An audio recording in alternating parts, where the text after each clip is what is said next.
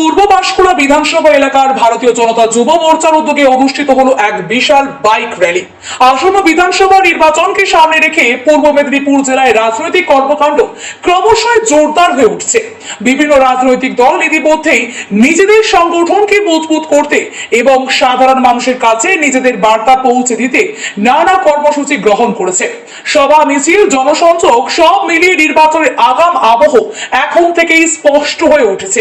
জেলার বিভিন্ন প্রান্তে এই আবহেই পূর্ব মেদিনীপুর জেলার পূর্ব পাঁশকুড়া বিধানসভা এলাকায় ভারতীয় জনতা যুব মোর্চার উদ্যোগে মঙ্গলবার সকালে অনুষ্ঠিত হলো এক বিশাল বাইক র্যালি।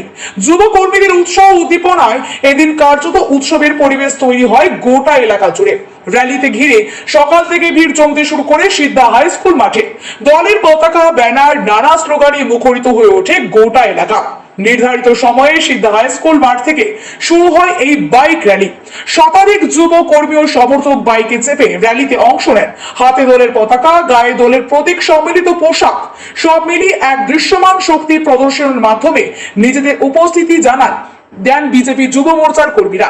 র্যালিটি সিদ্ধা হাই স্কুল মাঠ থেকে শুরু হয়ে এলাকার বিভিন্ন গুরুত্বপূর্ণ রাস্তা পরিক্রমা করে শেষ হয় মাছিনান বাজারে। পথে পথে সাধারণ মানুষের মধ্যে ব্যাপক কৌতূহল লক্ষ্য করা যায়।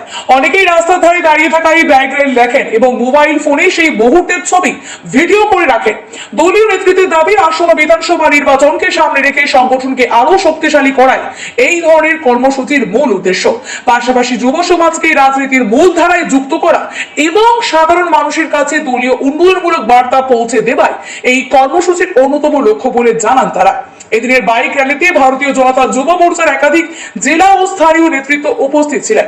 তাদের বক্তব্য, আগামী দিনে এই ধরনের কর্মসূচি আরো জোরদার করা হবে এবং সাধারণ মানুষের সমর্থন নিয়ে তারা নির্বাচনী লড়াই এগিয়ে যাবে। সব মিলিয়ে আসন্ন বিধানসভা নির্বাচনে এবং পূর্ব মেদিনীপুর জেলায় রাজনৈতিক তৎপরতা যে দিন দিন বাড়ছে, এদিনের এই বাইক র্যালি তারই এক স্পষ্ট ইঙ্গিত বলে মনে করছেন রাজনৈতিক পর্যবেক্ষক।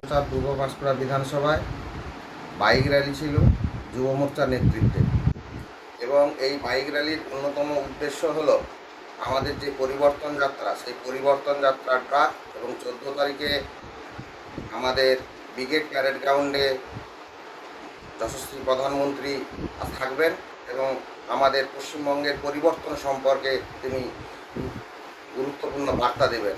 সেই উদ্দেশ্যে সারা বিধানসভা ব্যাপী আজকে আমাদের এই বাইক র্যালি ছিল। আমি অরুণ কুমার খান, পূর্ব পাঁশকুড়া মণ্ডল 1-এর মণ্ডল প্রেসিডেন্ট।